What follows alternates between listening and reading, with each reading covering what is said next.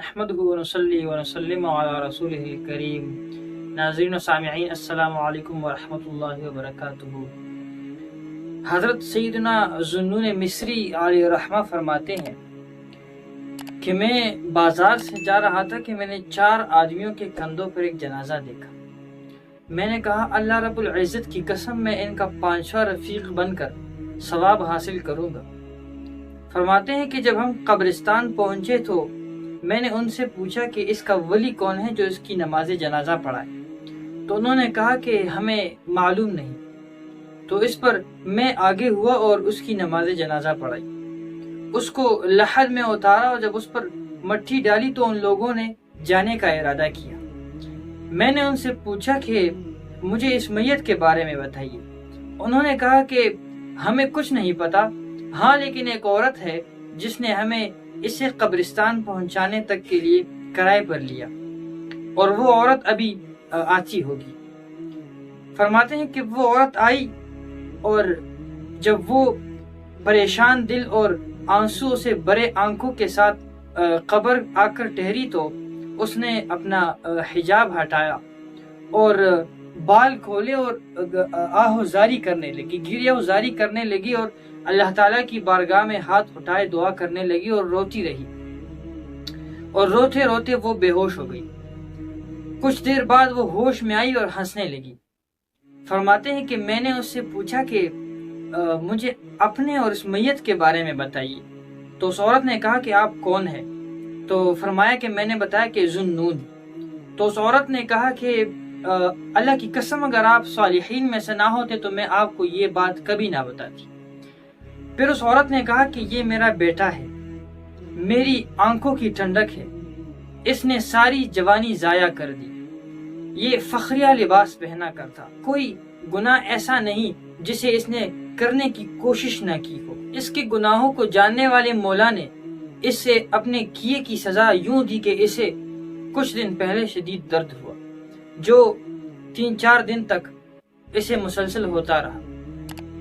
پھر جب اسے اپنی موت کا یقین ہوا تو اس نے کہا کہ اے میری ماں، میں تجھے وصیت کرتا ہوں اور تجھے اللہ کا واسطہ ہے کہ اسے قبول کرنا. کہا اگر میں مر جاؤں تو میرے غم کی خبر، میرے موت کی خبر میرے رشتہ داروں اور گھر والوں اور ہمسایوں اور دوستوں کو نہ دینا، چونکہ وہ میری بدفعلی اور گمراہی سے واقف ہے اور وہ مجھ پر رحم نہ کریں گے. اور پھر اس نے روتے ہوئے یہ اشعار پڑھے جن کا ترجمہ کچھ یوں ہے: میرے گناہوں نے مجھے روزے اور نماز سے غافل کر دیا، کاش میں اللہ رب العزت کی بارگاہ سے توبہ کر لیتا. میرے عیوب سب پر ظاہر ہو گئے اور میرے عیوب نے میری کمر توڑ ڈالی. اے میرے معبود، اس وسیع بیابان میں تیرا بندہ حیرت زدہ ہے.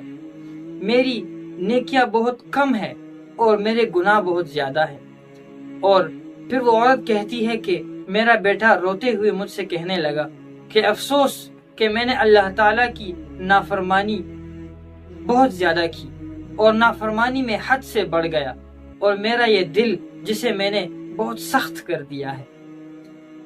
اے میری ماں، جب میں مر جاؤں تو میرا رخسار زمین پر مٹی پر رکھنا اور دوسرے رخسار پر اپنا قدم رکھنا اور کہنا کہ یہ اس کی جزا ہے جس نے اپنے رب کی نافرمانی کی اور اس کے احکامات نہ مانے اور اپنے دلی خواہشات کے پیچھے چلتا رہا.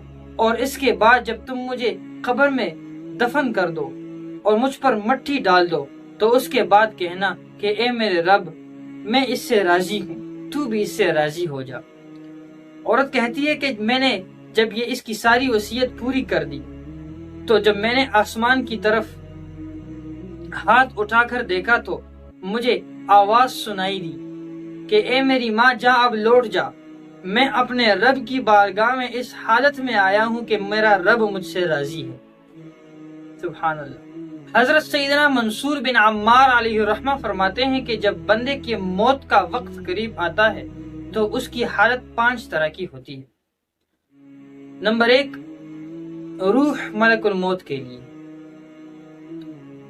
مال ورثاء کے لیے اور گوشت کیڑوں کے لیے، ہڈیاں مٹی کے لیے، اور نیکیاں خصوم یعنی قیامت کے دن اپنا حق طلب کرنے والے، یعنی جن کی حق تلفی یہاں دنیا میں کی گئی ہے وہ اپنا حق طلب کریں گے، نیکیاں ان کے لیے۔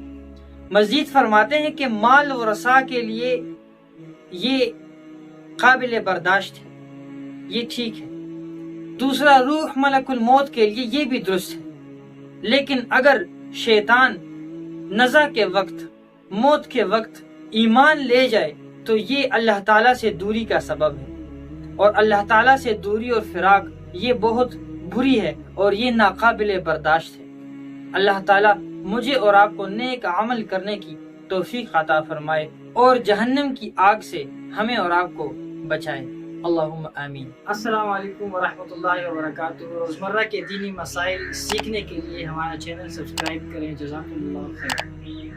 آج اشک میرے نعت سن